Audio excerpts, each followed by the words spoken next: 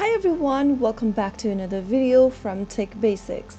In this video, I'm going to be showing you how to log in to Interfirst mortgage account online. So watch the video till the end and follow through the instructions. The first thing to do is to open a web browser of your choice and go to the URL box and type in interfirst.servicingloans.com and press enter on your keyboard. Doing this will take you to the official website for Interfirst.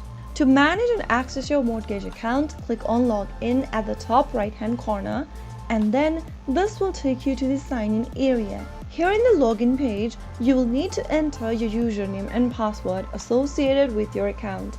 If you don't have an account yet, click on Create My New Account and follow through the instructions till the end.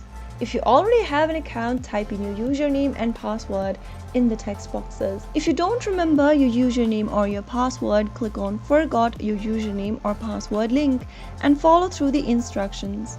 Finally, after filling in the details, click Login and you will be able to log into your Interfirst mortgage account online. So that is how you should be able to do so.